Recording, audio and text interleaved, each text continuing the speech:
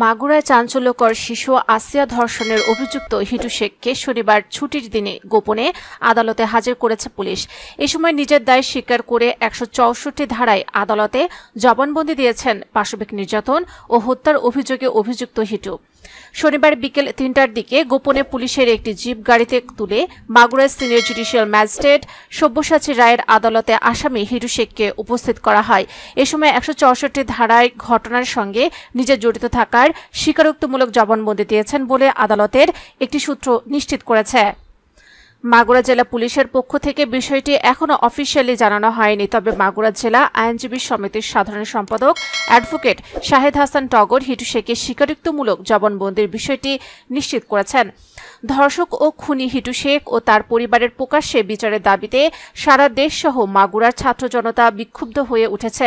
বিক্ষোভের এক পর্যায়ে তারা মাগুরা সদর থানা, চিফ জুডিশিয়াল ম্যাজিস্ট্রেট আদালত ও মহাসড়ক অবরোধ করে।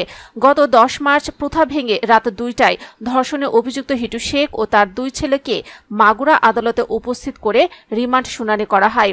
রিমান্ডে হিটু শেখকে ৭ দিন এবং ছেলে সজীব শেখ, রাতুল শেখ ও স্ত্রী জায়দা খাতুনকে ৫ দিন করে রিমান্ড মঞ্জুর করেন আদালত।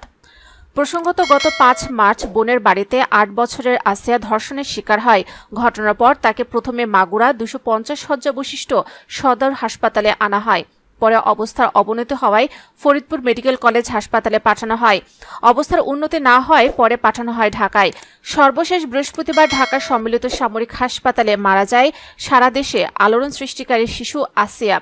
এর আগে ৮ মার্চ মাগুরা সদর থানায় নারী ও শিশু নির্যাতন দমন আইনে ধর্ষণ ও ধর্ষণের মাধ্যমে আহত করার অভিযোগে মামলা করেন শিশুটির মা। মামলায় শিশুটির বোনের স্বামী, শ্বশুর, শাশুড়ি ও ভাসুরকে আসামি করা হয়।